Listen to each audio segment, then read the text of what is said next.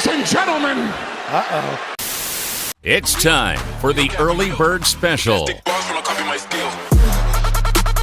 Bringing you the best stories from the world of sports and sports entertainment. Now, here are your hosts, Sparky and Burdick.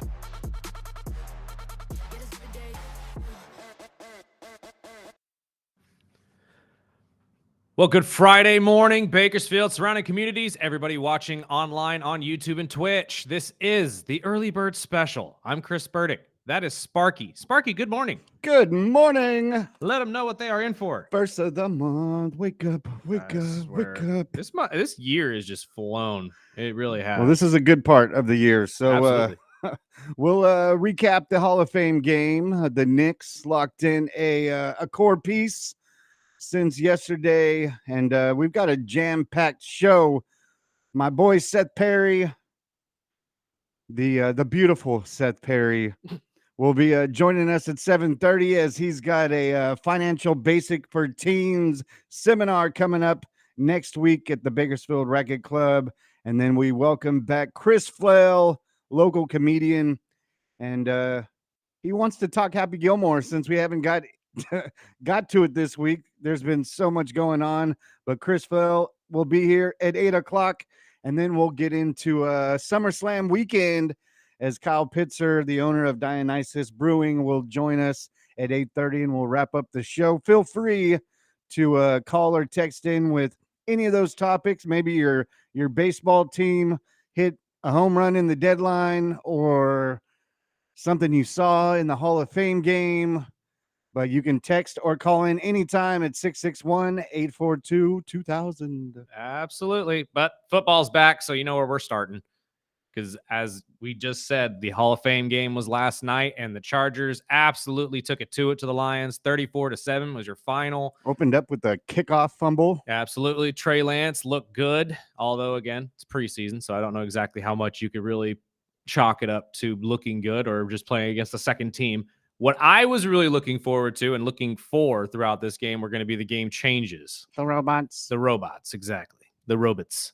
Everybody's so worried about this integration of robots and AI and all this stuff into sports. Look, I don't know about y'all. We got to see it for the first time yesterday. But the ball placement system, whatever you want to call it, it works. It looked good. I watched just for that. Exactly. And I got to see the review, and they showed it. They look up at the screen, and it looked like Madden. And honestly, it wasn't in a high stakes situation, so you don't have to worry about it that way. They paused the game for what? Not even a minute to figure it out. So it's not going to slow down the game that much. I think it's going to be a welcome addition. I genuinely do. And as they said during the broadcast yesterday, the Chains team is still there. They're not firing the Chains guys. No one's losing their job. Not yet. But it's an addition to the game that I think is necessary, and we're moving into the modern era. Honestly. Why not? That's what I'm saying. I mean, you can't complain about the robots. No. And again, as much as I hate making this parallel, but a lot of people are up in arms about it already. Baseball's next. It really is.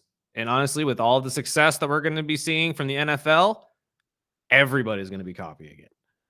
Because we are a copycat society. And at this point, the NFL is king, and every other sports organization just tries to do anything close to what they do. So at this point, I liked it. I liked the game last night, although, again, at points kind of felt a little dry because it's, preseason football. It's a Hall of Fame game. But we are a month away from regular season football. Preseason will be in full force starting next week. So excited. I'm excited. I'm so excited. I'm already getting my phone's blowing up. I'm sending our fantasy football invites out to everybody this afternoon. Slow it down. And to be honest with you, we are still trying to figure out how we are going to be doing fantasy football with all of you. We're thinking about how we could either make a league or maybe just a underdog fantasy or something of that nature where everybody can all play together. And obviously it won't be for money or anything like that. Don't worry about it. You're not going to have to pay. No doll hairs. But it's the best time of year, right? Everybody's excited, I guess, except for the district attorney here in California. College football will be kicking off soon. We got high school football starting up. Baseball will be hitting the playoffs. I mean, it's a good time. Plus, the I'm NBA so will be excited. starting up. But I do want to bring up a headline, keeping it in the NFL. So Terry McLaurin, we've been talking about him for a couple weeks. He reports to camp. They put him on the PUP list. And as of last night, he was demanding a trade. We've been saying that we don't see it happening. No. Washington has said we're not trading him, but maybe he's just not happy in Washington. Maybe he wants out. I was looking at the odds this morning from Vegas. Obviously, Commanders are on top of the list. The other teams, Patriots on the top of that list, Raiders, Titans, Chargers, Jets. Do you see any of those fits, or you just think it's just going to be Washington or nothing? It's Washington. I'm telling you right now, I think he's just not happy the deal has been done yet, and probably that negotiations haven't started. And that's probably where it came down to is that, all right, well, if we're not going to negotiate, then I want out. Yeah, trade me. It's exactly probably, I shouldn't say exactly. That's probably what happened. We've seen it with Trey Hendrickson as well. He's said that he won't play on this contract, and if you're not going to sign him to a new one, then to trade him because he won't play for you. It's just kind of where players are going these days. I don't think that it's anything wrong. I think Terry has all the right in the world to demand a trade. And to be honest with you, if you're not going to pay him around $30 million, you really need to trade him because that's honestly where his bar should be. Well, that's the market. And he's not going to sniff anywhere near Jamar Chase money, at least not yet. But at this point, I think Washington's also trying to take into account, okay, we need to pay Terry fair, but how is he going to look 3 years down the line? How's his contract going to look 3 years down the line when we need to repay Jaden? Because I'm going to tell you right now, Daniels' contract is going to be stupid if he continues on this path. So they have to take that into account as well. I say they get a deal done. There's no reason to believe that they're not going to get a deal done. Him in any other uniform, we've said it for the last couple of weeks, just seems wrong. It really does. Scary Terry with the Washington Commanders is really the route it needs to go. But if he does, again, they just can't get a deal done. Name off the teams again. I'm sorry. I know Patriots at 450, Raiders at 500, and then it jumps to 1,100 with the Titans and Cardinals. And then the Jets, Browns, Steelers, Cardinals were the list. Jets and Steelers are very interesting to me just because the Jets, obviously, he'd be teaming up with a lot of Ohio State teammates, and obviously they would just keep the Buckeye thing going. But the Steelers have that mentality that I think Terry would really thrive in. Not just the win now mentality, but just him as a player fits that city so well. He's tough, he's small, he's gritty, but he's very just down to earth. He's not somebody that you hear in the media complain all the time, and he's just there to play ball. And that's what Pittsburgh people love. Honestly, I've been watching the McAfee show all week just because they've been bouncing around everywhere. They were at Pittsburgh Steeler camp the other day. The Pittsburgh Steeler faithful have absolutely adopted Aaron Rodgers. Well, they got to. They are 100% behind Aaron. I think the Patriots would be the key. I think teaming them up with Diggs and the whole culture change with New England, going back to the roots with Vrabel, and it would be interesting, and they have the money to pay him. They have a ton of money, so. But that was the point I was going to make with Pittsburgh is teams like Pittsburgh, you're automatically going to be brought in as a second son. Everybody already wants you there. So realistically, any of those choices aren't bad. Most likely, though, I'm going to say he stays with Washington. I don't think Washington lets him walk. And if they do, you're going to be giving up a lot to keep him because that is a first-round wide receiver talent right there. And if you don't get a first-rounder back for it, I'd be very surprised. It'd be just bad business. You would think to get rid of your number one receiver a month out before kickoff. Right. I mean, that would be a major setback, especially with, what they're trying to build in Washington. Mm-hmm. And they were that close last year. You would think that you want that core piece. I would think so as well. And honestly, losing him, you still have Deebo Samuel, which obviously is a fantastic wide receiver in his own right, but it's not the same kind of player. I feel like this offense needs Terry to be at full force and to honestly be as successful as we think they are going to, as you heard in our rundowns of the AFC and NFC East yesterday. I personally believe that the Washington Commanders will be fighting for the second place spot in that division, obviously with the Eagles still being the Eagles. But if you lose Scary Terry, I'm not going to lie, that probably puts you underneath the Cowboys to me. Yep. As much as I would like to say Deebo Samuel will be able to come in and be just as effective, I don't see that happening. because Debo, obviously, you're going to get him the ball in different ways. But Terry just had this ability to get open no matter who he was up against, and he would tear people apart, pun intended. But at this point, I still stand by it. Washington and Terry McLaurin, it's a match that is probably not going to go anywhere. They're going to figure out how to pay him this $30 million or maybe like 28.5, somewhere in that area. But he needs to be over Cortland Sutton. He needs to be over DK Metcalf because he's better than both of those guys put together. And to be honest with you, it's kind of odd to me that you haven't paid him already. That's the head scratcher. I'm like, you would think that he would have been the first one to get locked in, especially, you don't want to put it back another year or two as, Jaden's contract's coming up. That's what You're I'm just going to thinking. dig yourself in a bigger hole than you probably want to. Get it done now. Have it all in the front end of the contract. So in the back end, when you do have to pay Jaden, it's not as much of a cap hit, right? And if you're questioning how good he's going to be in 3-4 years, what part of his game has actually showed you that he's regressing? Now, granted, time comes for us all. I'm not denying that. But at this point, is your team going to be better or worse without him? Worse. Much worse. Yes. Much, much worse. So if I'm Washington and this new ownership, you've done everything right so far. Everything. Do right by Terry. Pay the man. Keep the fan base on your side. Because if you lose Terry McLaurin, I'm not gonna lie to you. A good portion of your fan base is not gonna be happy with you, no matter how successful you are this year. It really won't. Totally agree with that one. We're going to take our first break before we welcome Seth Perry from MoneyWise in at 7:30. We'll recap, the trade deadline, some miscellaneous news right here on the Early Bird Special.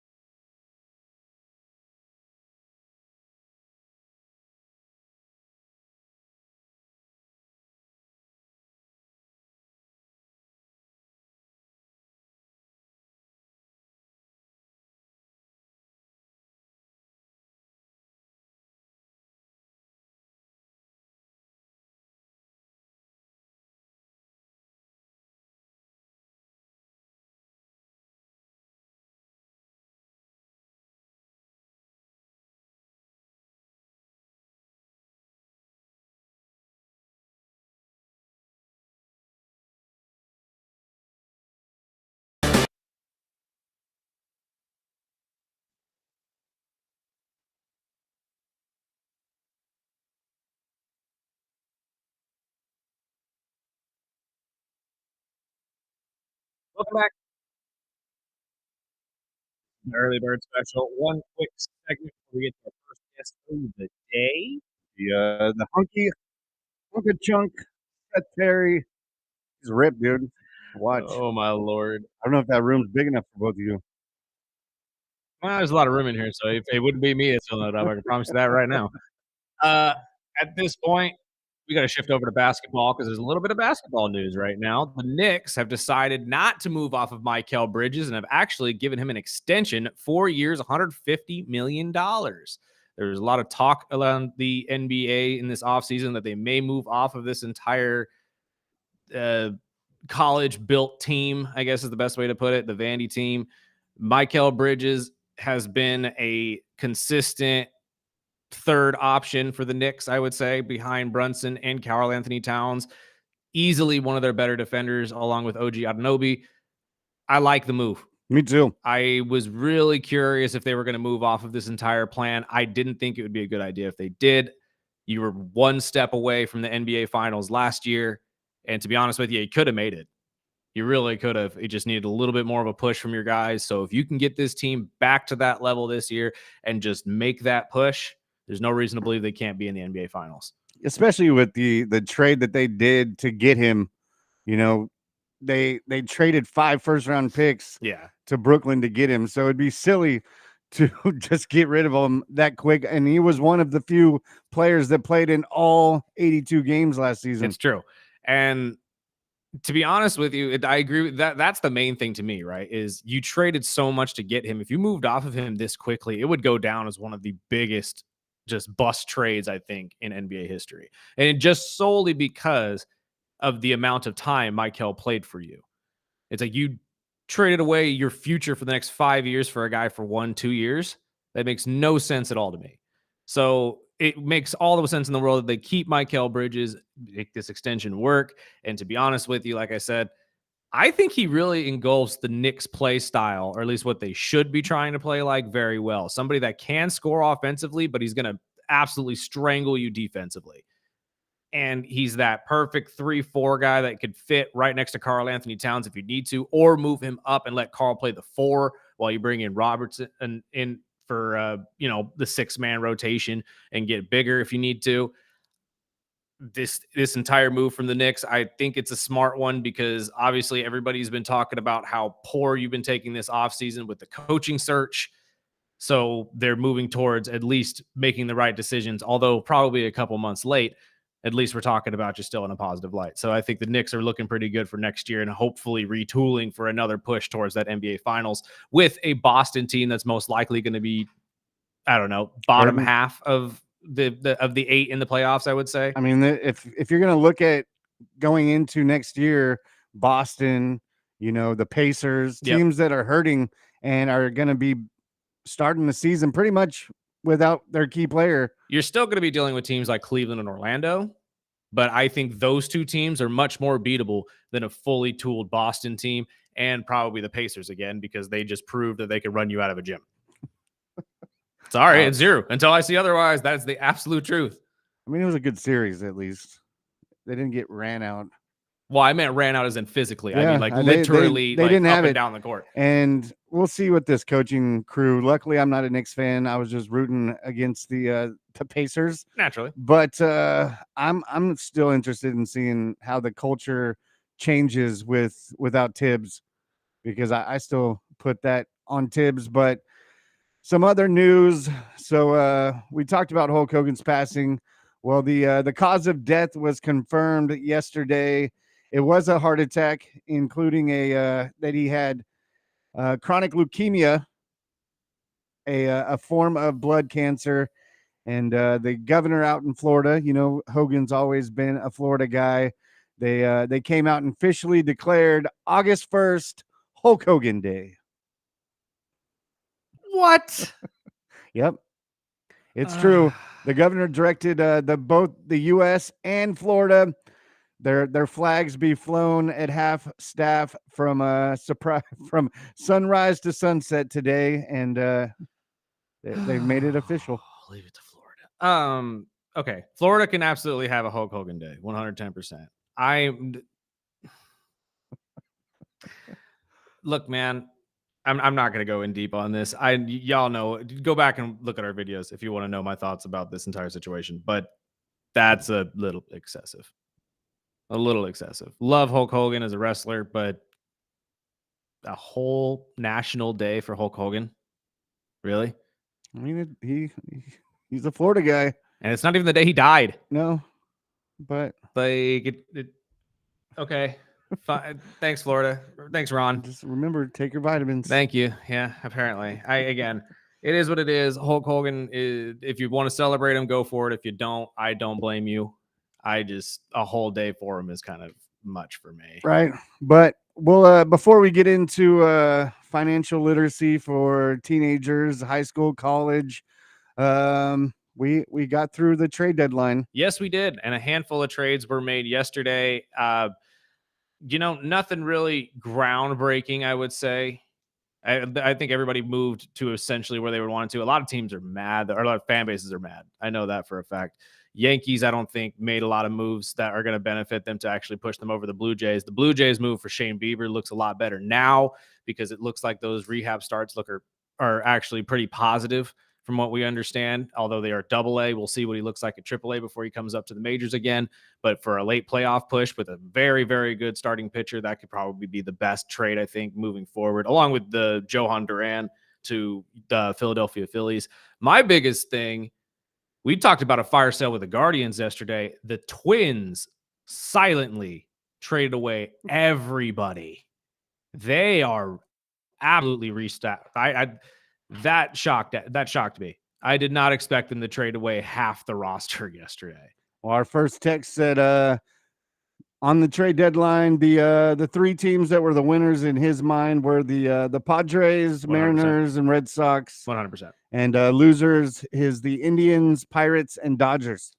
Dodgers not getting a major move. I mean, the Dustin May move didn't surprise me, if I'm being honest with you. Yeah, the Outman move too. I mean, both young talents that were not panning out. I mean, Dustin May had the entire situation where he was hurt last year with the throat thing. Outman, I think, was hitting 108 this year or 180, somewhere in that area. That's absolutely abysmal. If you're a Dodger, I mean, I expect you at least hitting 200. And don't get me wrong, I know there's multiple of you that are not hitting 200 right now.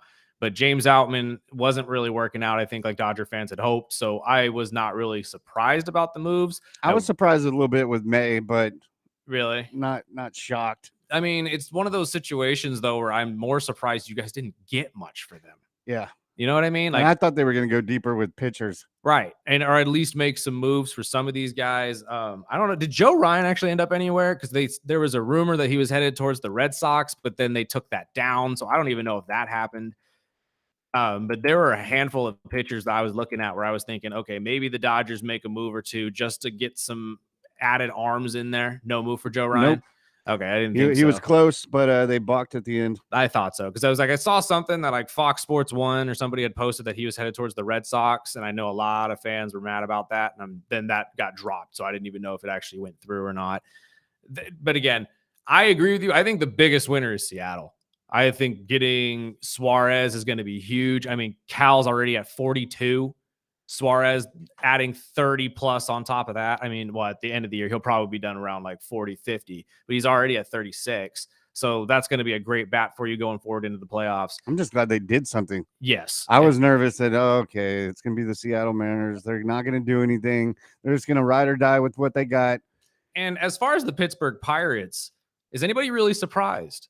Because I mean, I was talking to a couple people around here yesterday about that, and I was surprised with some of the moves, maybe to Key Brian Hayes and all of that. And I know that they want to move some money around so they can actually pay Paul Skeens and the rest of their pitching core when it actually comes up. But at this point, you weren't successful with these players already, although they were developing in their own ways, but they weren't developing in the ways that were actually producing wins for you. So I say move off of them. It's not necessarily a bad thing to move off of young players. We see it in baseball all the time. Sometimes they just don't develop into that guy for you and will move on to play solidly for somebody else. And that prospect that you picked up for that trade ends up being that guy for you.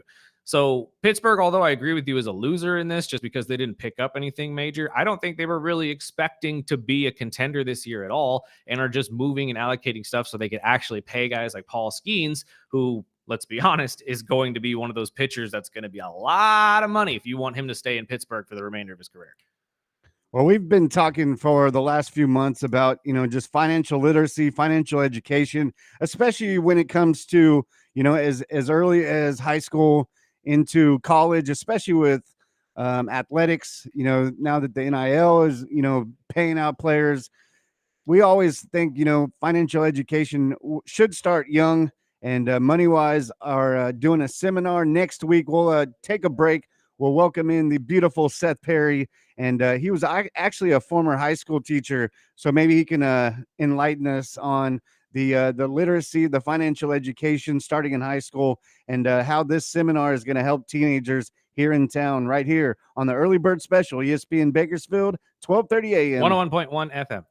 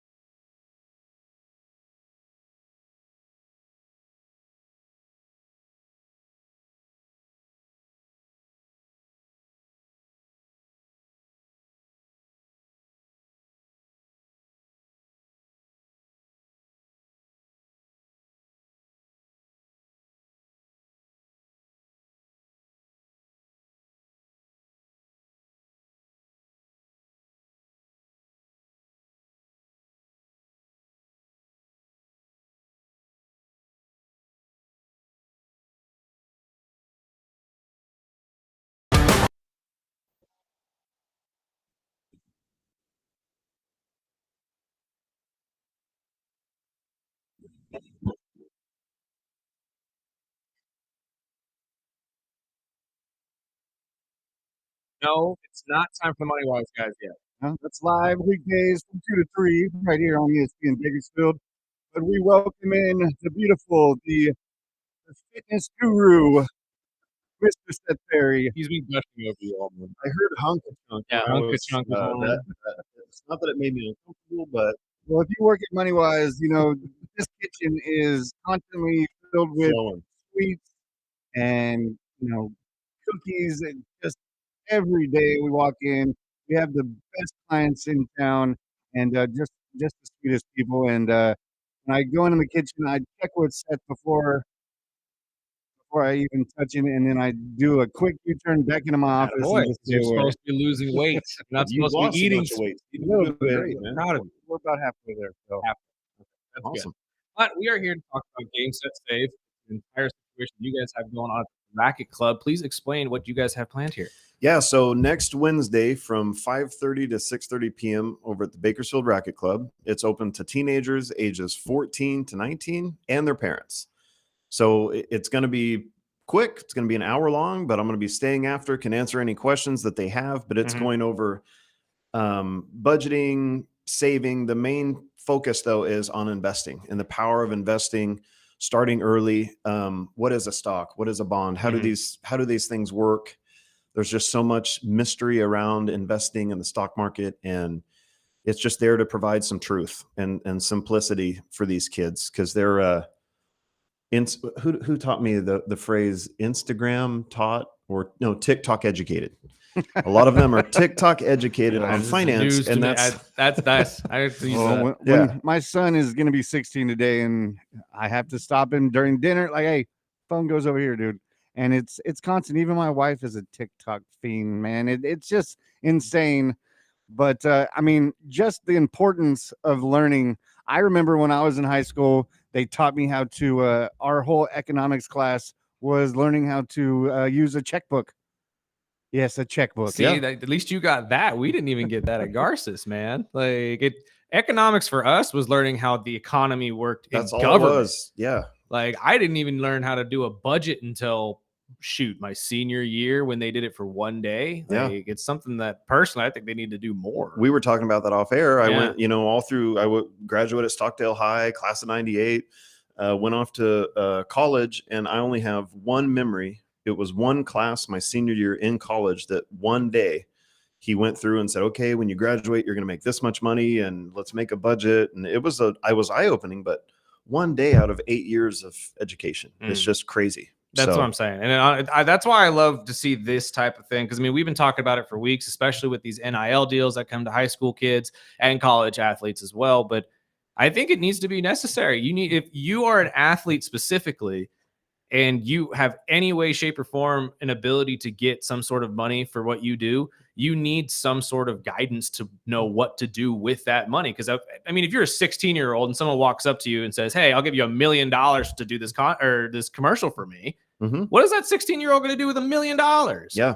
He's going to go and blow it because Yeah. all of his friends want money now. He's like, oh, I got plenty of it. I can give it to you. Oh, you need a couple $1,000s for your car? Here. He's just going when to you find out who your real friends are, too. Exactly. So it's this is why I think it's necessary for a lot of these kids to have that, because without that, they're just going to lose all that money.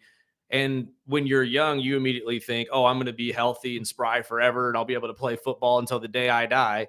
And then one bad day happens, and now all that money's gone. Yeah.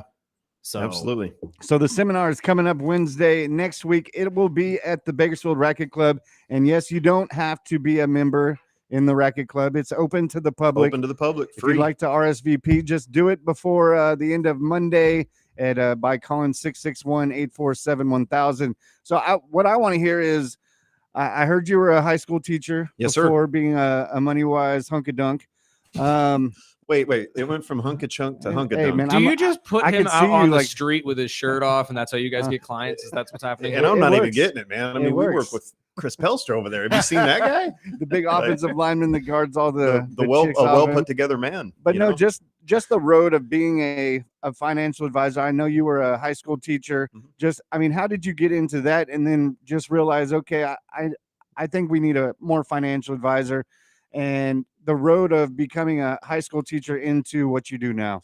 I'll just give you the quick down and dirty, the whole history. You know, went away to college, started as an intern with an insurance company, came back to Bakersfield.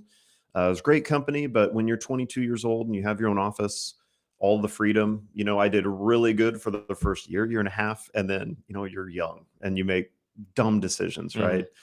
One of my clients worked for Halliburton. And so I jumped ship, went and worked for Halliburton for 10 years. They kicked me out in 2016.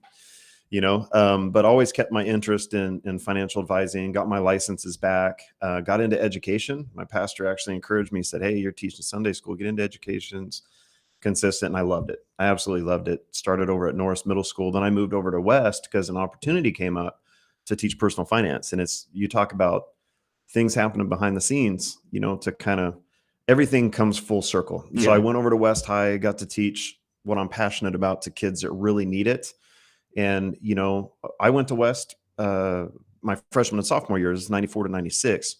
And it's changed so much, just the demographic in terms of the income level, it's just wild. And so these kids desperately needed just some financial truth. And so, I was there, and then opportunity came up at MoneyWise, and it's come full circle. It's a dream job, and I absolutely love it. But well, you're an awesome team member. We're happy to have you on our team, and just one of those things that, you know, from when you were in high school into teaching this. I mean, what do you think mainly that these kids really need to learn as early as high school? I mean, I talked to our buddy Sammy. He was talking about, I didn't know until earlier this week that, you know, that he's teaching his kid as young as 12, 13 years old.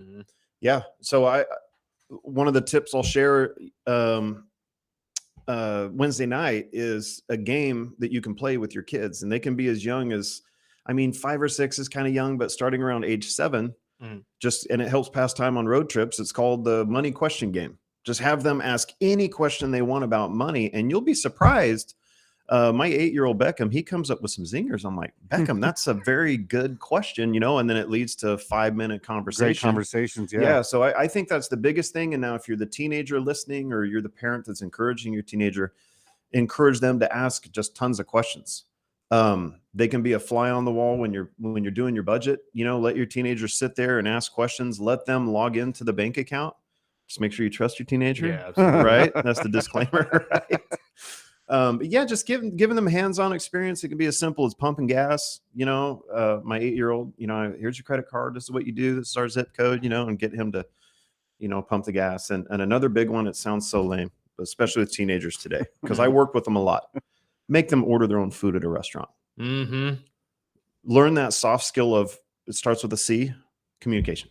It's wild how these kids, unfortunately, don't know how to communicate that well. It's the social media era, right? I mean, everybody has had a screen in front of their face for the last couple of years, especially since the COVID situation. So we've never really come back from that. I don't know we can why. also turn those into a positive. Absolutely. I mean, there's so many different apps and ways to learn. You know, I started when Ryan was 13, I got him his first Chase Kids card. Nice.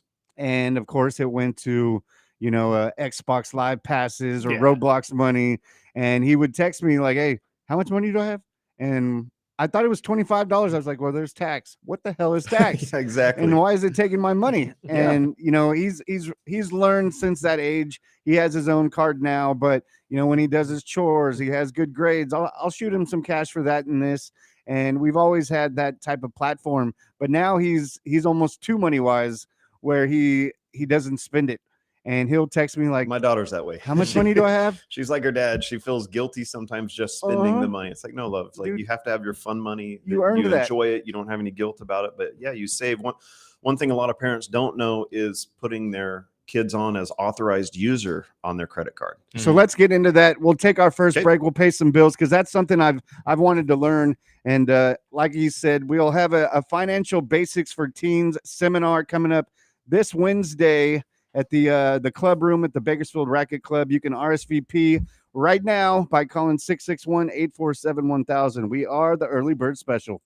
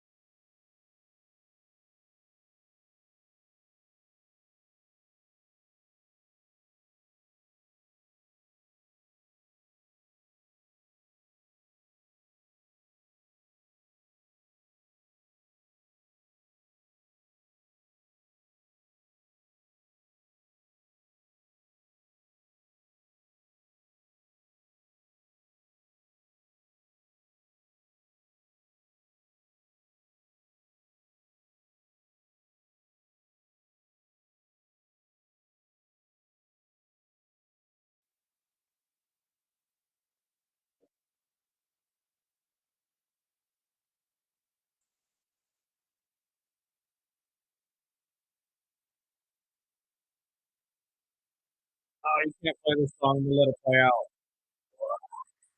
Ow. I'm going to have to go home and watch Dirt. I haven't watched that movie in so long. It's the only Machine Gun Kelly role I actually think he did well in. This is the early bird special.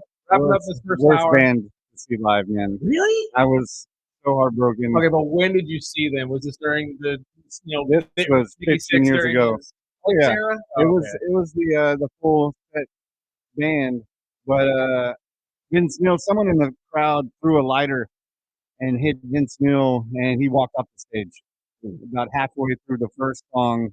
It's a lighter, dude. And I'm like, dude, I thought you were a rocker, man. You got lit up. But yeah, he got lit up. That's awesome. We got the beautiful Seth Perry from MoneyWise Wealth You make me Management. feel so good, man. I don't get this from my wife. I don't get this from anybody. My wife's man. texting me like, "What the hell?" There is a clear man crush going on. Hey, when the guy helped me lose 15 pounds already, True. there's some true love. And look at those guns, dude. You know, there are two people that a man loves more than his wife. That's his personal trainer and his barber. That's right. So at this Well, point, I don't know you're just any gonna have to share. barbers, but You don't know a I barber? I don't need no barber, man. Look at I've me, been man. shaving my own head Self-barbed. since sophomore year. So, How crazy. but we are a sports show. So, do you think the importance of financial, obviously locally, but in sports? You know, we're seeing these stories left and right. Whether it was, I remember I always go back to the Shaq story. You know, his first big check, and he blew it, and bought his mom a car, his parents a house, and then he was like, "What the hell is FICA? Like, what? Yeah. What is this?" And then he goes years later, which is one of the most successful stories in sports. But he talked about when he got traded to Phoenix and walks into his house, had no furniture, no nothing. And I believe he still has the record for the biggest purchase at a Wally World, where he spent over $1 million just by furniture and all this. And they had to call the bank to make sure it was clear. I'm like, dude, I'm Shaq. Yeah. Like, come on. But no, with the NIL, we won't get deep into the NIL, but these college athletes, even high school players, are now making, millions of dollars, and they're not getting the education that they need. And just want to highlight the importance of learning that as early as a teenager, but even going into being an adult. Yeah, I think you hit the nail on the head. You're onto something. I mean, I'm not a big fan of like the government stepping in by any means, but it should be a requirement that if you're Nike and you're going to sponsor someone for $1 million, in order for them, it's kind of like a trust. When someone dies and they leave $1 million, and if unfortunately, if it's life insurance, the person passing away is young and the kids are 4 and 5, a lot of people will set up stipulations. You only get this amount of money, at these years, and you have to have graduated college. It's not like they can be that controlling, but they should at least make them maybe stagger out the payments over a year, kind of like a contract, instead of just one big lump sum. Right. And then they should I think it should be mandatory that they go through some type of financial education. That's the only thing I could think of to make it easiest for these guys. Because at the end of the day, true, you could set them up with an agent, but that agent could also be, doing wrong and, taking the money away from this kid who has no idea how much they're actually taking from him. And unless you educate the actual athlete, they're never going to know how to allocate this money, especially after their careers, right? Because that's where it really boils down. I mean, I know you brought up Shaq, but if you want to go local, Joey Porter. As much as I love Joey Porter, there's plenty of stories that he spent all of his money from his career on his posse and all of his friends and all that type of stuff, had to sell his house. Now he's successful as a coach and stuff like that. So he's clearly turned it around. But obviously, if he had that education back in those days, maybe he wouldn't have had that happen. Yeah. Was it Floyd? So Floyd Mayweather is another one. Yeah. I don't know Money. if it's rumored or true. Floyd Money Mayweather. That guy just The burns irony. through cash more than he burns through toilet paper. Yeah. So And Mike Tyson, right? Oh, Didn't yeah. he go BK, they call it? Bankrupt, Filed yeah. BK? Yep. I mean, it's just really crazy. But how we wrapped up the last segment was, the ways that your teenager can learn as early. And there's the apps. There's obviously seminars like the MoneyWise is setting up. But I learned early that, that like Sammy was saying, that you can actually build credit as young as 13? Yeah, I'll full disclosure. I learned that from a student when I was at West High School. Really? Hey, Mr. Perry, look, he's 17. Look, I've got a 710 or 715 credit score. And I'm like, dude, 17-year-old got a better credit score than me? 100%. What? And so he said when he was, early teenager. So basically they can issue a card Yeah. to the teenager in the teenager's social security number, and it affects their credit, good or bad. And they're called an authorized user. Just call your credit card company and get the terms. But again, you're handing a 14 or 15-year-old a credit card. Yeah. It's, you really got to stay on them, but you can also set their limit. Right. Say, hey, $100 limit, $200 limit. And Right. so by the parents using their card, just them being on as an authorized user, builds their credit. It's crazy. And just know if you do end up doing that, it's going to come with one situation where your kid is going to overcharge that card. Probably. I mean, I full disclosure, I won't say my brother's name, but he did have a situation like that where he was young on Call of Duty, had access to dad's credit card, didn't realize he bought the mega bundle that was like $150 and got lit up. And I was like, dude, you can't be doing that. You want to hear a crazy story? Go for So it. I know someone, I won't mention his name, but he has the same name as his dad. And his dad was a convicted felon in and out of prison. Ooh. His dad used his son's social Yep. security number since they had the same name and absolutely destroyed his son's credit. Wow. His son had no idea. Nah, and so I the have- son goes to, I don't know, get a first credit card or car and gets the bad news of like, dude, you're in the hole, man. Yeah, you're in trouble. You got some rebuilding to do. Wow. I've heard of that happening. It's great before. parenting, right? It's terrible. Well, I've heard of people using their kids to put down, using their kids' names to put down for homes Mhm. and stuff like that because they couldn't put their own name down. Yeah. And I'm like, dude, that's ridiculous. Like, there are some people that will do anything. So that And build does up not their surprise credit me. at 13 and then use them as a cosigner. Exactly. Oh. And not to throw shade, but I went to high school with David Crisp. I don't know if you guys remember the Crisp and Cole Mhm. saga. And I mean, there was all kinds of stuff going on. Well, speaking of school, we had a text said right on. I went to high school with Seth. I haven't talked to him in years. So great to see him and doing his thing. He's always been a smart dude.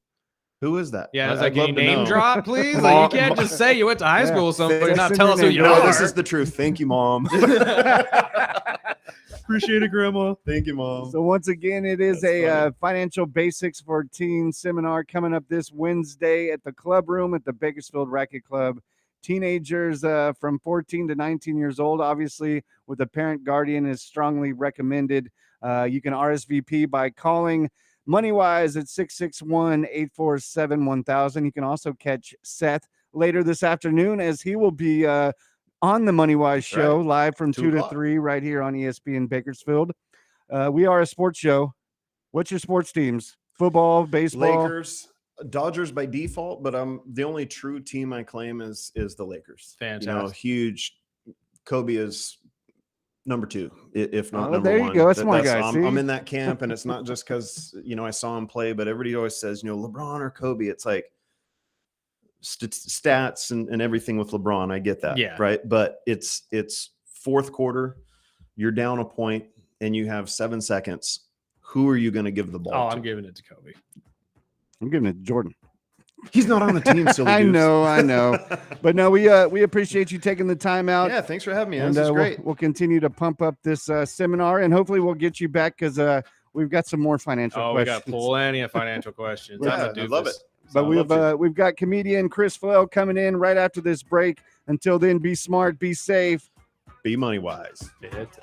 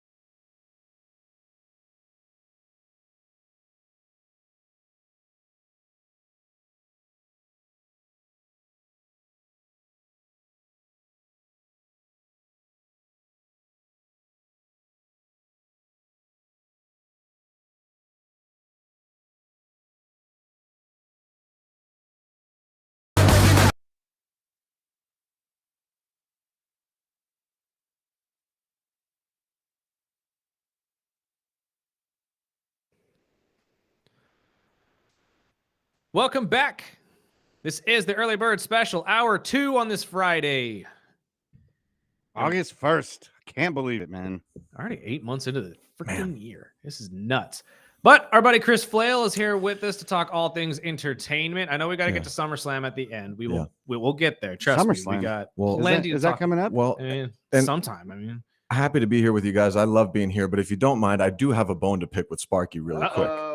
Okay. you're in trouble. The man crush is going to get you in I trouble. was going to say, I was listening to the last segment. And by the way, Seth Perry, great job to hear. I was listening to the last segment to hear finance broken down that charismatically, if that's a word, is I was fantastic. just Shout lost out in his eyes. Shout out to he and the Money Wise guys. But yes, you called him a hunk of chunk, Yeah. a beautiful man 3 times. Hunkalicious. Oh, yeah. You remarked upon his biceps. This is the first appearance that I've seen him make. I've been coming here 3 months, dude. Hey, I Not can. once. I look at him 3 Monday through months. Friday from 9 to How do you 5. think I feel? I 3 don't months. get that treatment. I see him every day. Well, Sparky, from 1 second to the next. All right, we're gonna wrap up here with the hunk of chunk Seth Perry. Anyway, local clown is coming next.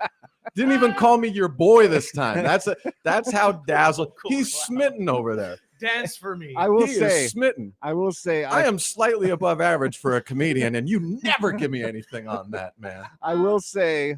Finally, I got to see the Chris Flail comedy show. Oh, don't butter me up now. Which a big shout out. I appreciate all the love. We were front and center, and I will say the show was awesome. But for some reason, I'm like a magnet to the hecklers, and I knew it as soon as he sat down. I was like, okay, well, he's had a couple more drinks than probably needed, and luckily, you guys are professionals. And you know how to deal with hecklers. I'm sure you get them probably all the time. Well, that's the best kind of heckler. He was very excited. It was like a fun. I'm enjoying the show so much that you'd start a premise and you go, yeah. But no, the show over at Timber was awesome. We appreciate it. We had a great date night, and the lineup was awesome. I didn't know Anthony was going to be opening, so that was a nice surprise. It was the first time I got to see you live.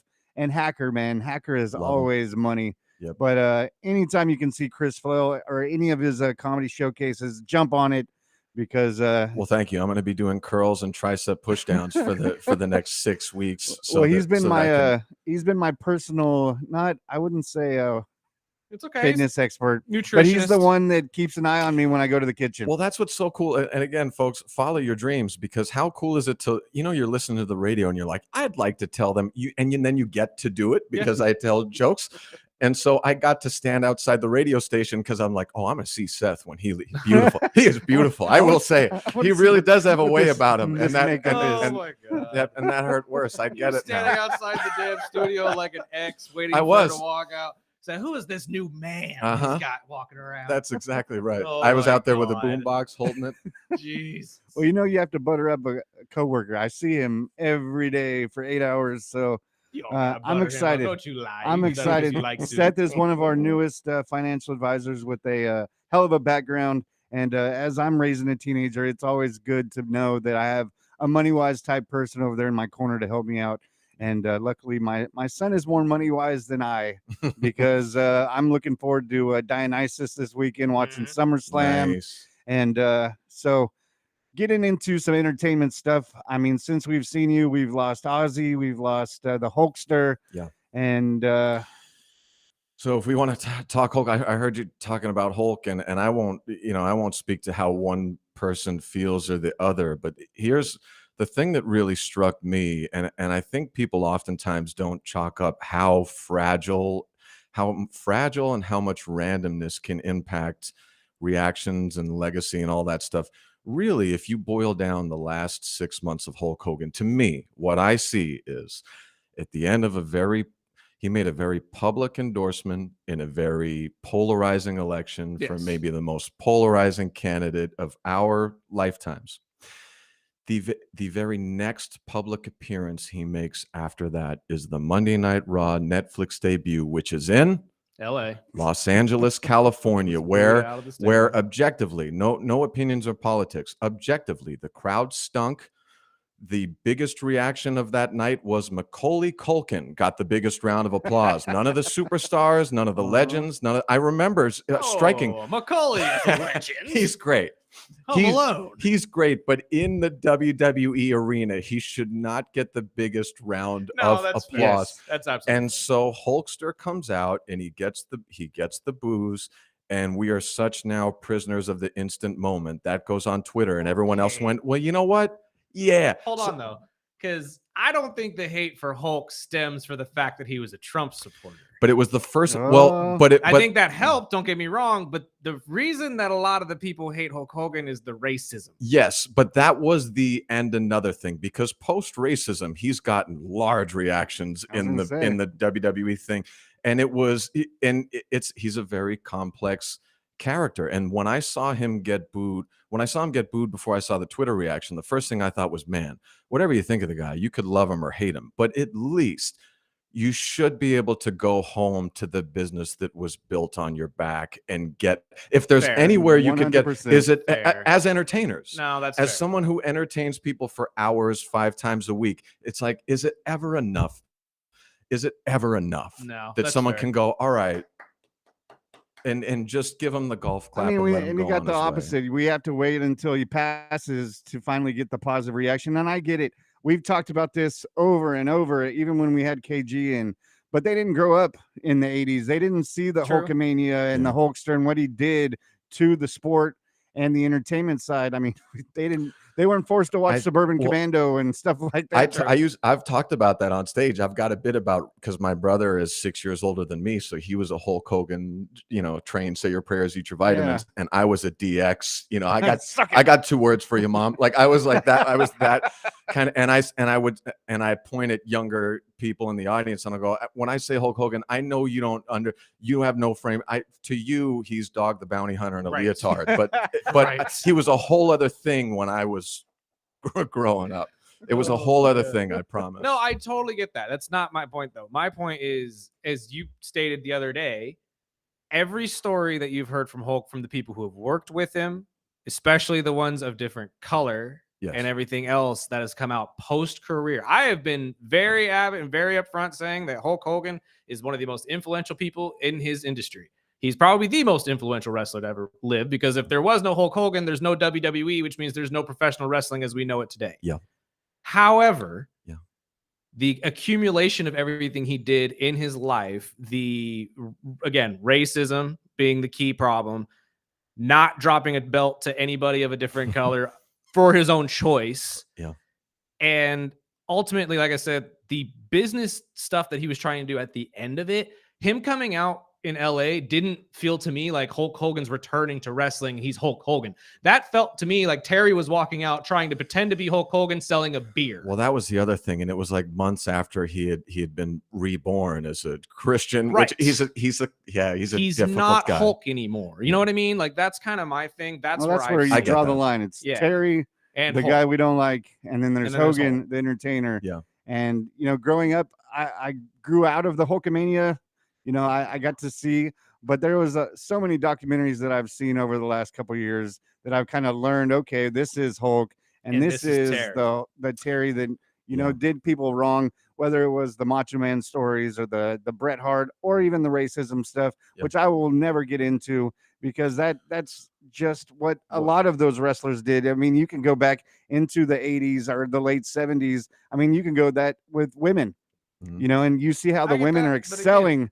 But to get away from the Hogan stuff, it's just insane, because now that he's passed, I mean, obviously we're mourning with the loss as a wrestling fan. I mean, he got what people chanting Hulkster on Raw last week. So, I mean, it's good. It's gone. It's in the memory. Yes. And I'm glad that they did the 10 bell ring and all of that, but 3 times. I thought Cody Rhodes handled it beautifully when he did his interview and things. He said his things. He acknowledged the complications with him. Yeah. And he referred to him as the Babe Ruth of wrestling. And I was like, boy, is that on the money. It is. Absolutely. For better 100%. and for better and worse. Yeah. boy, is that on the spot. Influential as hell, but I mean, he had his dark side too. I'm And- not saying yeah. that all these other guys don't, but Sure. it is what it is. Yeah, and he's a highlight to a worse time in the business for things Right. like that too. You're right. Absolutely. And it's Hulk Hogan Day in Florida, man. Just relax. And I did see Thanks, Ron DeSantis. Ben Affleck and Matt Damon were actually going to do a biopic on Hulk Hogan, but they pulled the plug this morning and said, no, Wow. we're not going to touch that one. Ben At Affleck's least getting not greedy. now. You had Batman. You got to be Hulk Well, not Hogan even too. Batman. He had Nike too. Yeah. But Don't I mean, forget that one. that Jordan movie. Or maybe Jordan movie, maybe Damon plays him and Hulk Hogan is the smartest. But no, I did see, just like collectors, if you're a collector, the value of things go up either when you die or you get arrested, Mhm. and all the Hogan stuff is double in price. And even his beer, his horrible beer that I'm seeing, it's sold out across the country. Wow.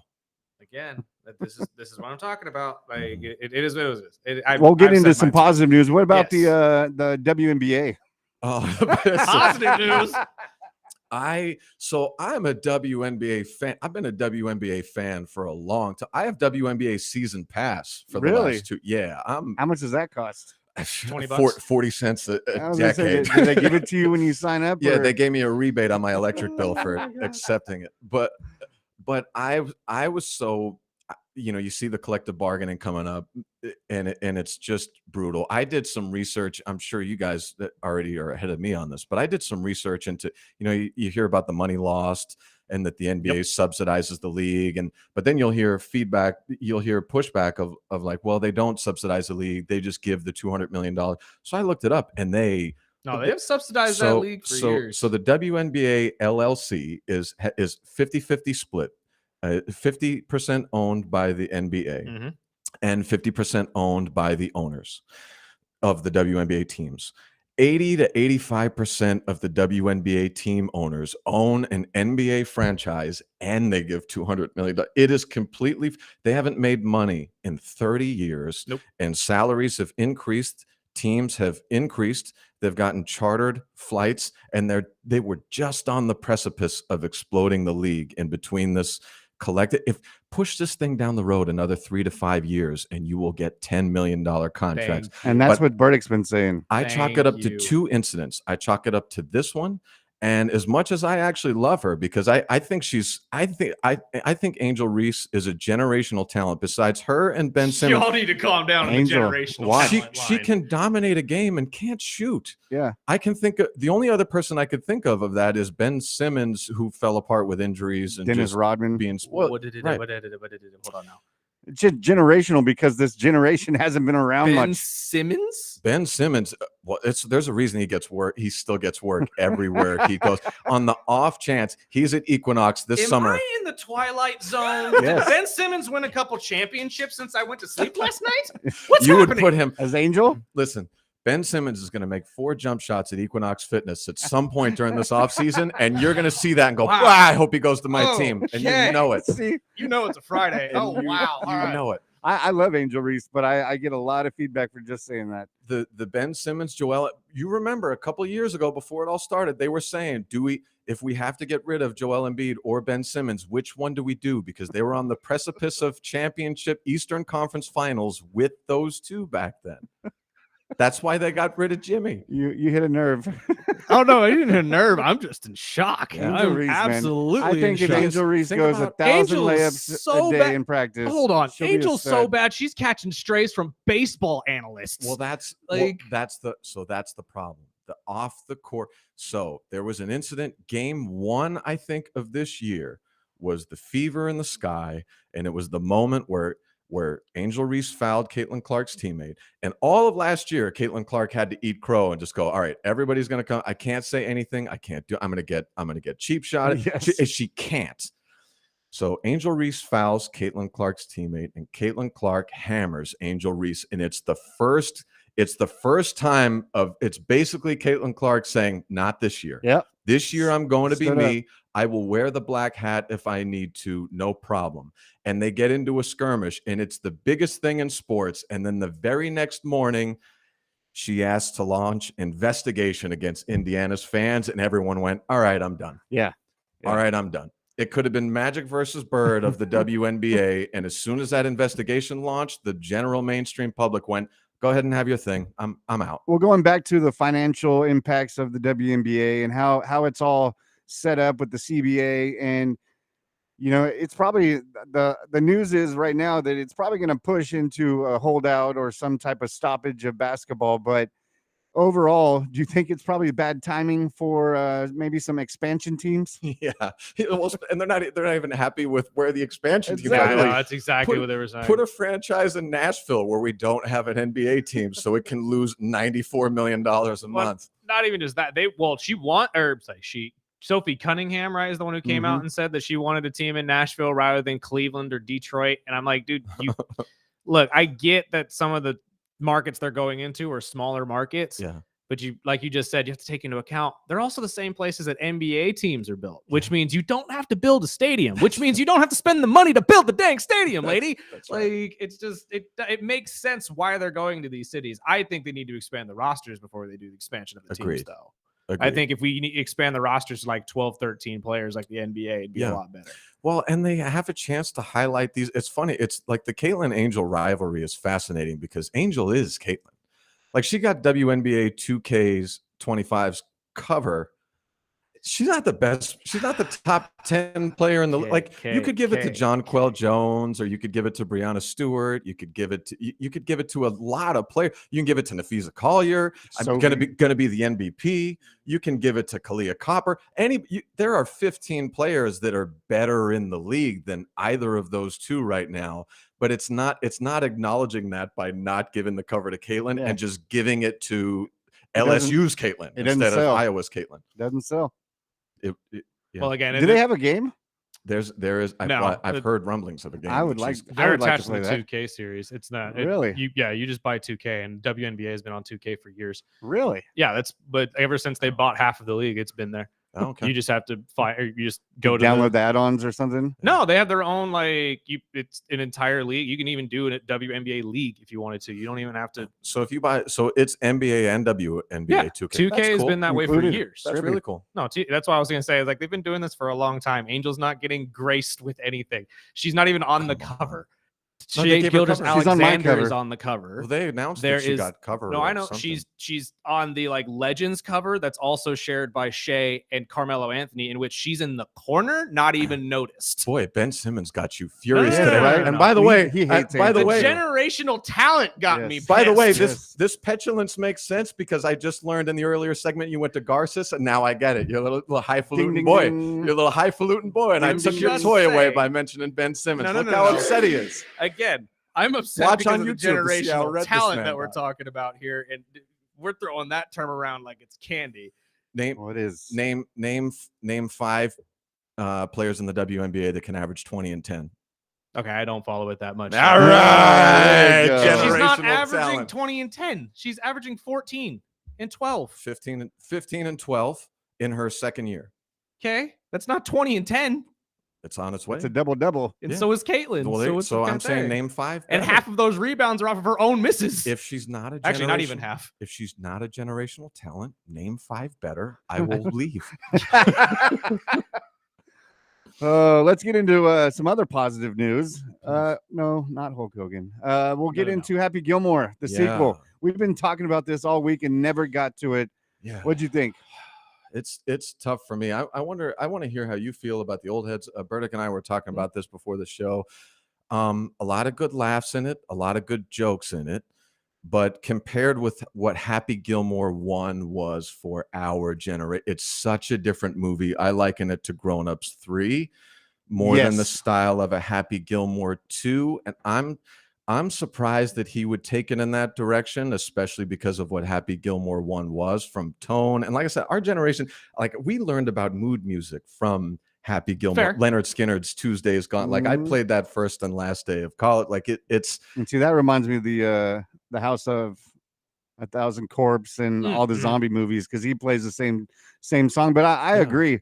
I mean, growing up with the Happy Gilmore movie, obviously it wasn't going to be anywhere near no. the Happy Gilmore, but it's more of the nostalgia type sequel and with a bunch Well- of special Yeah, appearances. how many did you and say? There are 72 cameos in Yes. this movie, but I'm going to throw this out there just because this is the way I've been thinking about it. You also have to take into account that Happy Gilmore 1 came out at the start of his movie career and is one of those movies that kind of propelled him. Yeah. Now he's in a state of his career where he doesn't even need to do movies and everybody wants to do one with him. Yeah. Which is why you're getting these grown-ups movies in your, well, I agree with you that this one essentially was Grown-Ups 3 because the tone wasn't Happy Gilmore. The tone was Grown-Ups. Yeah. But it was still with the same just presence of Happy Gilmore. You got the exact same humor, in my opinion, just with added, celebrity all over the place. Yeah.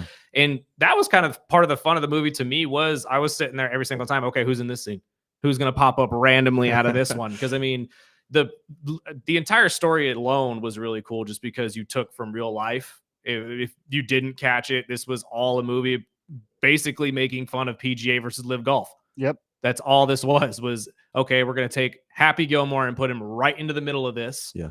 And how we can make this funny for everybody. Which is a tightrope to walk, but they did it. They did it beautifully. And they got support from the community. And like you said, there were so many golf pros in there.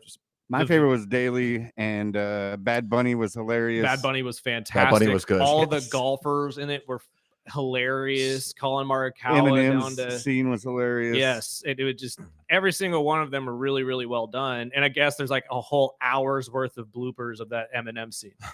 And the four boys. There's a whole hour's worth of from what Adam Sandler said. But yes, so whether we will actually see that or not is up in the air. I wanted to be upset by it compared to what it was for Happy Gilmore 1, but like I said, there were laughs in it, and I had to catch myself too to go like just as I was saying when we started this segment, how much is enough? If this is where Adam Sandler's at in his creative development and he wants to do this, and it seemed to me more like a set his daughters in place to launch their film career after this, to give them more featured roles. And Ben Stiller's kids were in it. I mean, is that right? Yeah, there was a lot of not only the big stars, but there's a lot of family. And I enjoyed it just because this was, I grew up watching the original. Yeah. And it gave me a reason to watch the original with my son. And this is like the family type movie that we usually don't get.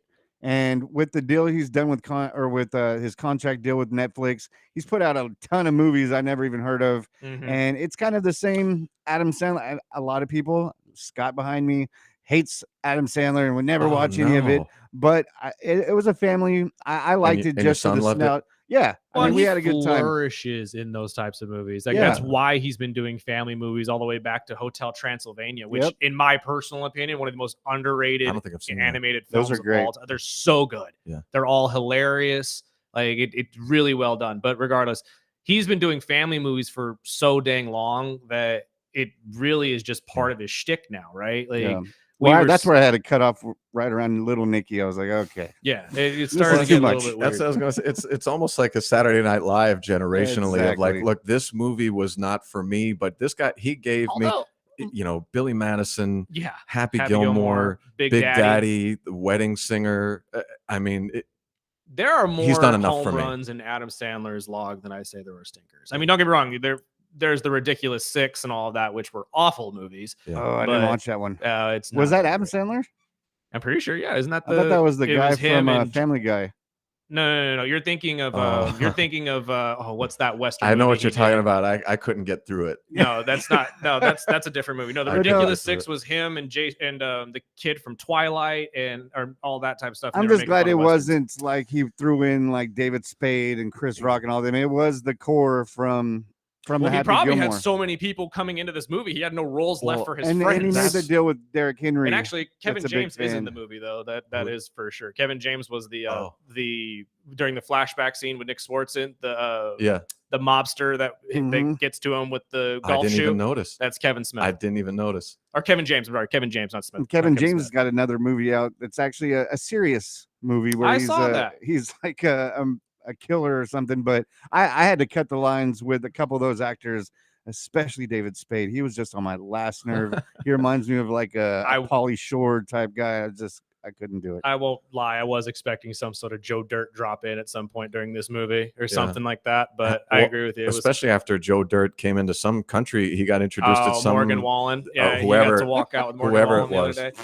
Morgan, for those of you who don't know, Morgan Wallen at his concerts does a athlete style walkout to every single Which is show, hilarious. which is great. And he will bring on a random celebrity to walk out with him in every show. It's not just an athlete, because I only saw it on Twitter. I don't listen to Morgan Wallen. I sure don't he's, either. sure he's great. But he doesn't do just a walk in, like he does a walk in like a fighter does. Yeah. No, it's who's ready to say y'all and pout at all the moms in the audience. It's like he's John Jones. Like who's ready to tap the microphone in our designer boot cut jeans. just so dumb. I will never understand. But again, I'm not a country fan. Well, so with I don't the know. last couple minutes, is there anything you're looking forward to during SummerSlam, and any shows upcoming?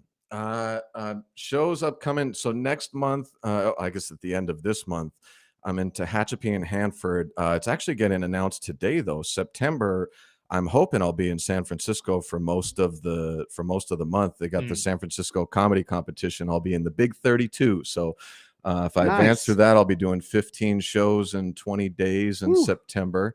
SummerSlam. I'm sorry we got to it so late, because this thing is stacked. 2 days. I wouldn't even know where to begin. I guess start at the top. I don't know where Cena Cody Rhodes is going to go, but I still holding out hope. I'm still thinking this. I'm conspiracy theorying that this Seth Rollins injury is fake or exaggerated, and he's cashing in. That's what I think. That's what everybody is kind of leaning on, is that this is going to be a fake injury or something of that nature. I don't know if it's fake, but I think it's exaggerated for sure. Yeah, it makes a lot of sense, because why would Heyman still be walking around with the Seth Rollins briefcase? Well, and also a little shot in the dark here. I think Rhea will win the title, because I think she's got one more long title run, and I think my little conspiracy theory is that she's about to go part-timer in a year or so. You think so? I do. And you see she's lost like 20-30 pounds of muscle in the last 2-3 months.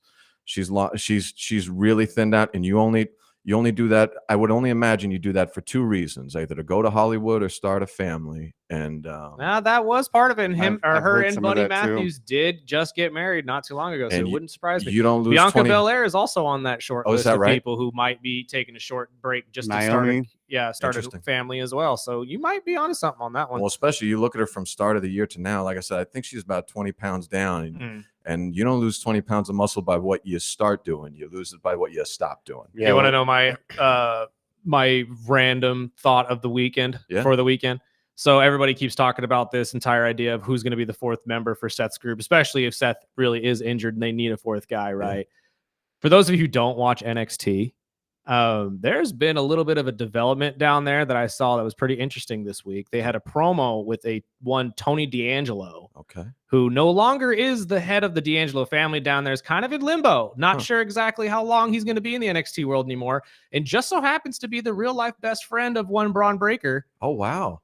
There was an entire promo where he sat down for dinner and a shadowy figure stood over the top of him, kind of signaling that there might be a change. Was it a misshapen shadowy figure? No. But it was more of like a Sopranos thing where it kind of like just walked up and it went black. So I'm going to sit here and say that tan dripping. Was it the shadow of a beanbag chair? Well, that a tsunami coming down from the top. I could definitely see that, as I'm telling you right now. We've been now, waiting for a 4th member. I've also heard Ethan Page and Austin Theory have also been rumored. Theory is the one I keep hearing. I'm telling you right now, Tony D'Angelo has been down at NXT for a long time. There's a great opportunity here to bring him up. That'd be fun. And he has nothing left to do down there. Do you think we see big heel turn, Cody or Jay or yes? I think we're going to have a Bailey heel turn, by the way. Ooh, that might. Well, I think at this point she already kind of is one. She never really changed, and she half changed back for WrestleMania, but then got taken out and never really got brought back. Yeah. The number one thing is Liv coming back. Do you think she'll come back? I actually think she may come back tonight this weekend too. I could see it. I mean, now that I think Raquel and then they lose the titles with Charlotte. I still think Clash at Paris is more where you're going to get her back. You think so?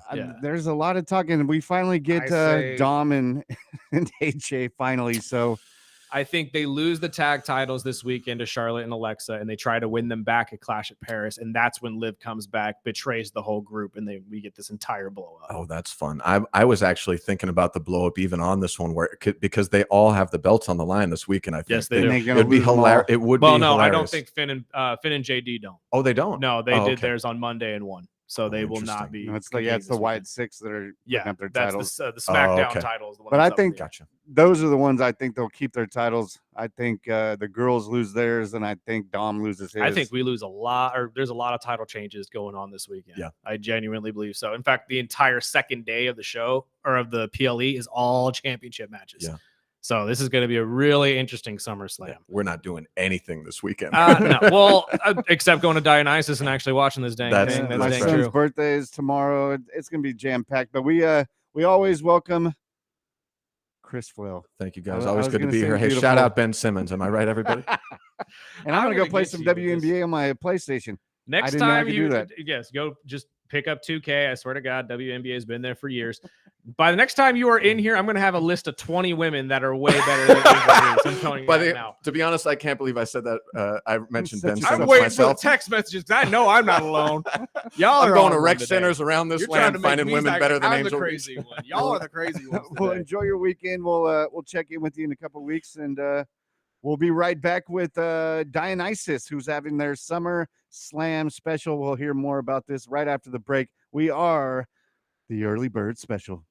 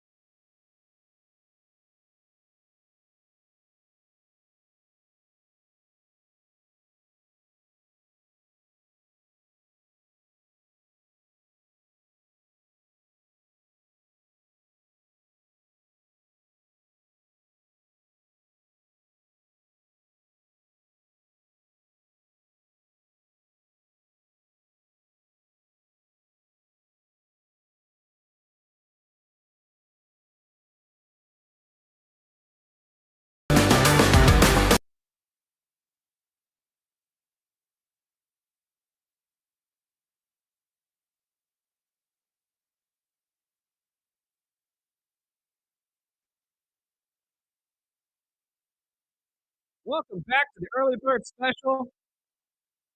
We got SummerSlam going on this weekend, 2-night event tomorrow and Sunday. There's only one place you need to go to watch this dang thing at. That's the Dionysus Grill. This weekend, we are here with our friend Kyle.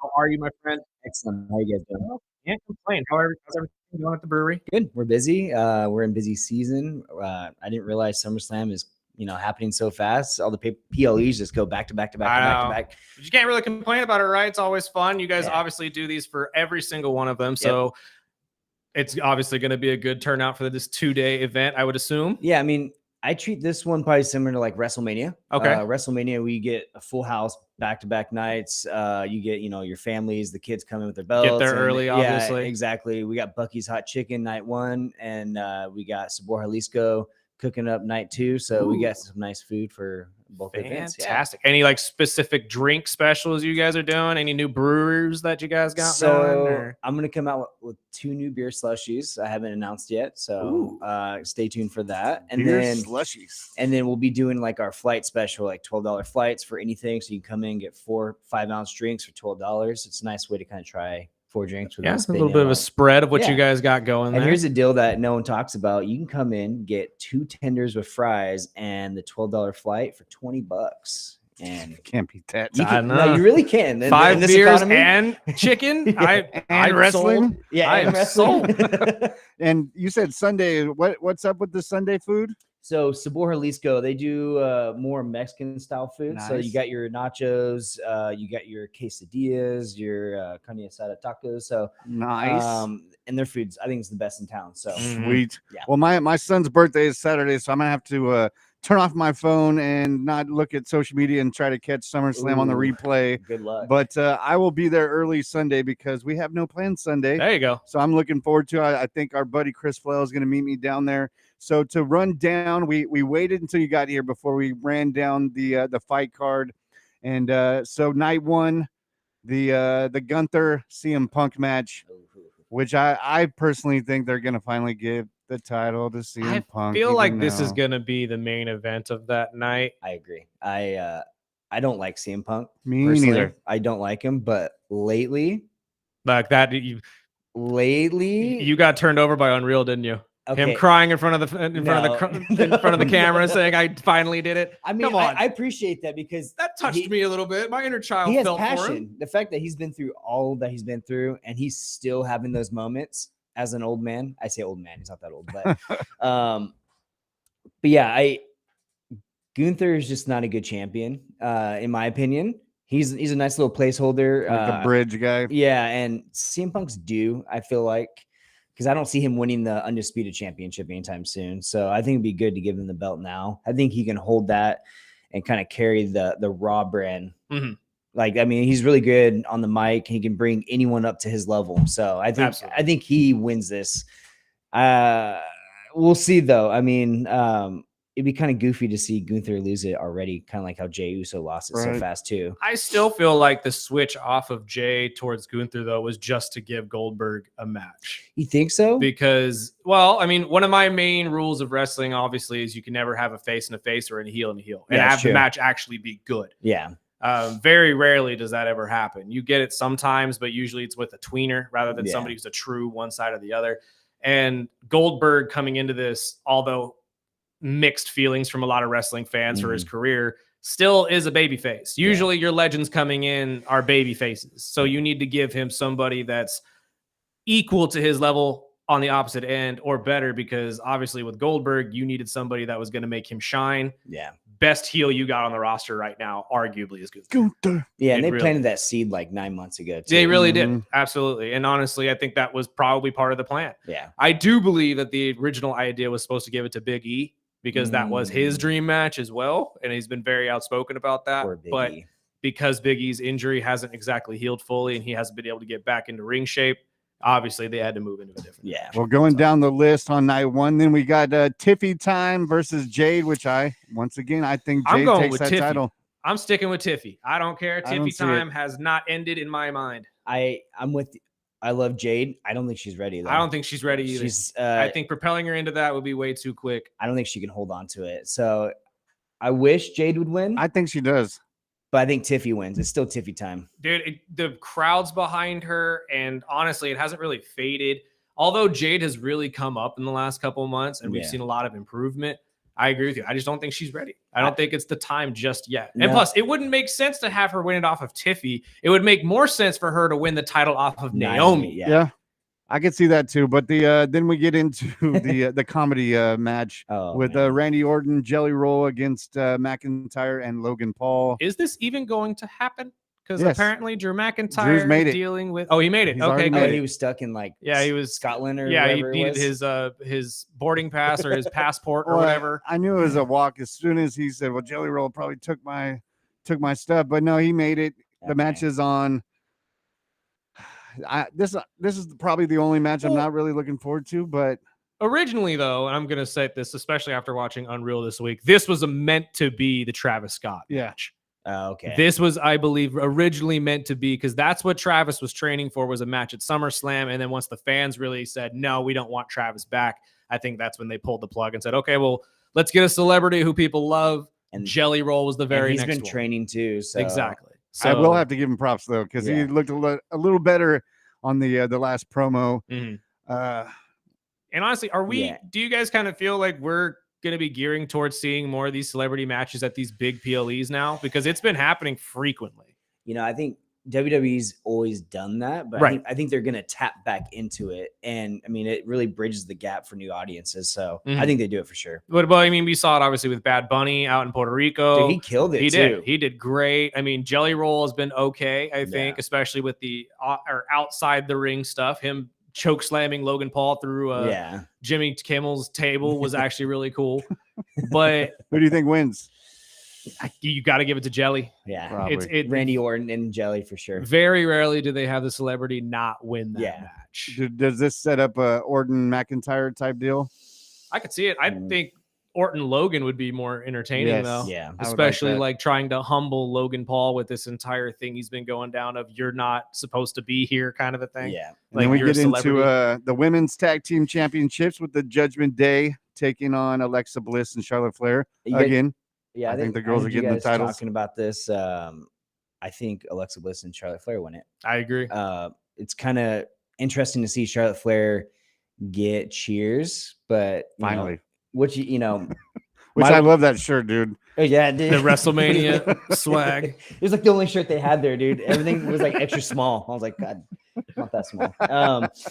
But yeah, I mean, the crowd's been against Charlotte for how long? That promo she had with Tiffany was like so bad, and it's kind of it's cool to see her, especially with the Unreal document. I was just about to bring that up. They even went behind the scenes with that one and how all that went down. And Charlotte even mentioned she was rattled, just with how loud everybody was booing her. Yeah, it's like and I'm gonna throw this out there too. I blame Dominic Mysterio for that because with Dom being such a hated heel, now it's going to happen to everybody. If you are that hated, you're going to get booed out of the stadium so bad you're not going to be able to talk. No. Because Dominic has now set that standard. It's a different level of heat. Absolutely. Yeah. So, and Charlotte's definitely one of those names that would get that kind of heat. Yeah. And honestly, I think they win this championship. Alexa Bliss deserves it as well. And you don't see Charlotte Flair in the tag team division that often. So it's a good way for her to kind of build her solo run back up because, in the documentary, she's like, I got to start from ground one. I got to work, from the ground back up over the hill again. Yeah, exactly. You could see through that smile she was doing, though. She was hurting in so much pain. It hurt to watch that, honestly. Yeah, she was like, I just got to build myself back up. Yeah. It's like she's sitting there thinking, this girl is not better than me. Yeah. Well, then we get Roman Reigns and Uce against Braun. I'm telling you, Tony D, this is the day. We're going to see Tony D'Angelo finally get the call up, and he's going to be that fourth member. Hey, hear me out. Roman Reigns has been taking some L's lately. Yes, he has. And getting his shoes taken from him. Yeah. I love how the internet is finally catching on to that too, saying if you don't understand the significance of this, you didn't grow up in the hood. Yeah. And it's absolutely true. When I saw Bronson Reed go for his shoes, I was like, no. Yeah, we are not about to do this. You're not bringing the hood into this. So, I mean, you're right, though. He's taken some L's for a lot of great talent, and I think that's on purpose. He honestly reminds me of Roman Reigns when he was the big dog, where he just was taking L's, trying to build up other guys. but is this his time? Is he due? Because I mean, he's kind of been on the sidelines for a while. He's been helping other people out. Helped Cody out. Mhm. He came back, started that thing with Seth, taking that stomp on the staircase. So I don't know. I think Roman and Jay win this, but you might be right. Some I interference think- might happen, and I mean it's Bronson Reed and that whole group. They like to interfere, and Seth Well- Rollins can come back. Maybe not for that match, though. Maybe not. I think that's more for the CM Punk match. Yeah. But something tells me with this entire thing that they're trying to build up this group to be bigger than the Bloodline. Easiest way to do that is to take out the two biggest members of it, which is Jay and Roman. Yeah. And I agree with you. I think we're seeing more of the big dog level of Roman right now, him building other people up, making sure the product is going to be there for his inevitable final run as a champion, which I do believe is going to be with that heavyweight championship belt, the one he hasn't owned yet. And then we get Sammy and Karrion Kross. Oh, that's carrying cross all day. Thank you. I would like to say yes to this, but for some reason the WWE I'm going Kross all loves the way. Sami Zayn. I don't get it. I really don't. I get he's a lovable guy, but I'm with you. I want Karrion to win this so bad. I think he finally gets the win. I think he's due. I mean, I think they've been testing him. And Sammy won that last fight when they were over in Saudi. So I think Karrion gets that big win at SummerSlam, kind of elevates him to that next level. I was just about to ask, do you think this finally puts him in the target at least of a championship run? He needs to at least be in the IC At the very and least. I think he needs to be in the main card, to be I honest agree. with you. I mean, he's good, and they kind of tame him a little bit because he has a lot of good ideas, but they're like, let's calm down. I think So- he's going to be one of the best producers after his career is Yeah. over. I mean, you see all these guys that are producers now that are all former wrestlers. Mhm. I think Karrion Kross, once his career's done, is going to be one of the best ones in that writing room. Well, it's kind of rare to see. I mean, besides the whole R-Truth thing, Yeah. like WWE would have wrote him off a long time ago, but the fans are like, no, Yeah. we need him. We need him. So it's cool to see the fans actually keeping someone relevant, even Mhm. though WWE doesn't want to keep them relevant. And honestly, I kind of think you could say the same thing about R-Truth too, right? I Yeah. mean, as much as we loved R-Truth, and when they've already said it, the release was real. Yeah. The fans brought that guy back. And even now, I mean, everyone was up in arms saying, we want R-Truth now.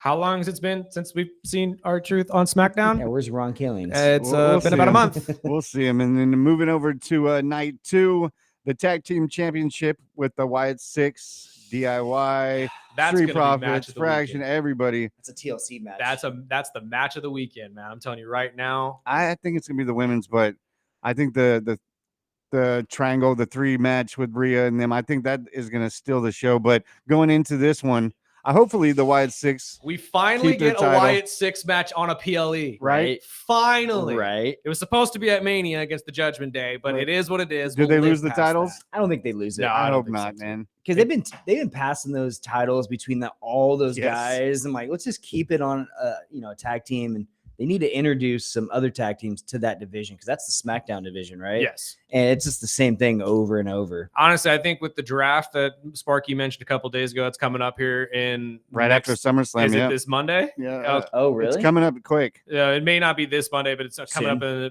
near episode of Raw and SmackDown. I'm sure. I think you're going to get a lot of tag teams swapped around because I think that's one things that the Raw show really doesn't do very well is male tag team Yeah. matches. I agree. And the SmackDown show does it amazingly. So if you can cut that division in half, mix and match some of these teams, you're going to have a great division on both sides. Agreed. And then we get the IC match with Dom and AJ Styles. I think Dom loses. I think he does too. I do too. I I didn't think want Dom it. loses, Yeah, I but think he does. I don't think want it, but this sets up a great match for him at Triple Mania with AAA down in Mexico. Because they in want to put the bell on August. him, huh? They are gonna. I genuinely believe that that's going to happen down there. Yeah, and AJ Styles, he deserves it too. I mean, he's been kind of playing a goofy role lately, Right. so I'm like, give him the bell. He's pretty much on his last run. Could you imagine though a Mysterio holding essentially the WWE Championship for AAA down in Mexico for a couple months? That'd be awesome. He's going to be known as one of the best luchadors in the world. Oh, they yeah. love him. They Hey, love him out there. It's the name, but I mean, it's Yeah. Dom. Dom himself is just beloved in wrestling now. He really is. And then we get the United States, the steel cage with Solo and Jacob. How brutal do you think this is going Oh, it's to going to be brutal. It's gonna be brutal. I think that we're going to get some weapons thrown in there by the rest of the Solo's bloodline, maybe a couple kendo sticks thrown through. I don't know how Jacob wins this because I mean, you got the whole Solo group. I don't even know what they call themselves. They're calling themselves the MFT, the My Family Tree. Okay, I My think Family is what Tree. it stands for. So you get that whole group. They're going to be interfering like crazy. Yeah. They're going to not let Jacob get out of that cage. Mhm. So I mean, unless Jacob has some, help from someone else that comes out, I think Solo wins this just based on numbers. Well, there is a Tonga brother that has yet to come back. Tama has yet Dealing to with actually injury. pick a side. That's true, actually. So you could and see he's been that out for a while. With Yeah. him and Jimmy. You could see him and Jimmy come down and try to help Jacob, or Tama could betray all of them at the same time. You never know. Interesting. Yeah, I think that's gonna be it's gonna be a good fight though. I have to agree with you though. I think Solo holds on to it only because Jacob is on a trajectory towards that main title. Put him in the main event. man. Absolutely. He'll And be going for the big I ones think here. the Snorefest match that I think we're all sick of was Becky and Lyra. Oh this For- needs to end. Yes, I think Lyra wins this. Oh my gosh, I hope not. I hope Honestly, not. I kind of agree with you, but Do we see it's got to Bailey? be Lyra. No, it's got to be Lyra winning this because let's be honest, Becky isn't a mid Carter, No, she's not. and she really is only doing this to make Lyra look better, as Yeah. she's done damn near all And of Lyra's Lyra's lost career. like the last 2 matches they've Yeah. had. So I mean, And then they put up the disclaimer if she won that she couldn't challenge her again and Yeah. all this. And every time that gets put up, the They always challenger lose. never loses. yeah, exactly. So Oh, it's man. Lyra's I'm going not to get looking that forward belt to that back. I one. think Chris is on to something. Chris felt when he said Bailey's going to be probably Turning. turning. I think Lyra's going to be turning heel. The Good. attitude that we've been seeing from her lately is very mean girl-esque. As Uh-huh. like, I really don't care what anybody thinks anymore. I'm Yeah. just here to win gold. So I think that's more what we're going to get. And then I think the match of the night, which they stole the last PLE with Io and Rhea, Oh, but yeah, then yeah. you throw in Naomi. I personally think Rhea takes it. I know there's a lot of talk that they think Naomi takes it and keeps it. See, this was a tough one because all these girls are so good in the ring and they're going to put on a match for sure. I think Naomi retains. Rhea, I don't think she needs a title anymore. I don't Right. think she does either. She's so big that she elevates everyone around her. With or without the title. Yeah, Yep. but I mean, she's been taking a lot of losses lately too, and I love Io Sky. I wish she would win. That's one. She's of my favorite. She's my Mine favorite too. But I think Naomi wins. I mean, especially if Jade loses, I think that could set up a future match Oh, between yeah. her See, and, that makes and sense. Jade. So, Well, and we also have Stephanie Vaquer waiting in the wing. Oh, yes. So obviously, you would think that See, I want the to see. heel is going to be the most likely to walk away with. Yeah. I want to see Rhea and Stephanie That would against be such a good match. though. Flair and And Alexa. Alexa. That That'd be would be good. awesome. That would be Honestly, good. well, Rhea against Stephanie, period. Yes. In it for a championship match would be amazing. But there's something that tells me this Naomi thing is going to continue Yeah, for I a little agree. bit. I know that's her final tour. That pretty much is she Right. wants to have a family and step away. So maybe they do let her have the title, and I understand it now with Jade. Maybe they team that up, and maybe that the draft switches it up a little bit Yeah. to line that up. And then the big match with John Cena, Cody Rhodes, street fight. I've heard a lot of different sides. A lot of people thinking Cena holds on the title because it's his final tour. But I'm also seeing a lot of people, like we hear every PLE lately, that Cody's turning now. It's time for Cody to I'm going to turn. tell you right now, dude. I think the WWE, after watching Unreal, they're never going to turn him. They're never going to turn Cody just because the fans want that, and they're going to do what you are not going to expect. I think you got. At what point though do you turn John Cena Back. babyface? Because there has to be a point, unless they go off the rails and just literally retire him as a heel, which would be kind of crazy. But I don't see that happening. No, me neither. I would like to see this entire storyline with John potentially walking away with the title, though, last until the end of the year. That'd be amazing. I genuinely Retire the believe- belt. Yes, I genuinely believe the thought of that, of John Cena, the greatest of all time. I think The Rock takes it at the end. I think so too. But at some point, I agree with you. You do have to flip him back face eventually. But at And this he's point, hinted at it And At the last few, he turns around and kind of smiles at the fans. if last Yeah, Friday I was any mean- indication, obviously Cody's getting a little more brutal with his intentions. But I mean, dude, he's been doing that since like the Saturday night main event. Whenever he Yes. fought Kevin Owens, he was Yes. being so aggressive. I'm like, okay, a true babyface doesn't wrestle do like that. that. Yeah, No, and they're No. setting it up. It's just when is it going to happen? And Yeah. they'll do it just like the Unreal. I think they're doing it whenever you wouldn't expect it. yeah. So this one, it almost feels too easy. that's what I'm saying. It's like I want to It's say too it's this predictable. weekend, Yeah. but it's too predictable. Like Clash in Paris, say he loses in SummerSlam. John goes on to just gloat about it across the entire universe. Cody's gone for a while. He gets one more match at Clash in Paris, and then Cody comes out and absolutely just brutally beats him down. I Dude. mean, I want to see Cody be heel. Yes. I've seen him in the Indies be heel, and he was AEW, amazing. Yeah. So if we can see a heel, I mean, that could hurt his career. I feel like though, because he is a true quarterback of the He really is a WWE white and- meat baby face. He really is. 100%. It's hard to say that anybody else could be that guy outside of maybe Jay. Yeah. I could see Jay Uso being that guy. So Yeah. I guess they wouldn't be missing out on much. Nope. Kyle, thank you so much, my friend. Once again, go out to Dionysus Brewing this weekend. Go check out SummerSlam Saturday and Sunday. 6201 Sriracha Court, Suite 13. Plenty of great beer and food to check out. We appreciate your time, my friend. Hey, thank you. This has been the Early Bird Special. Have a good weekend. Join us back here Monday, 7 to 9. As always, we'll give you a breakdown of what happened at SummerSlam over the weekend.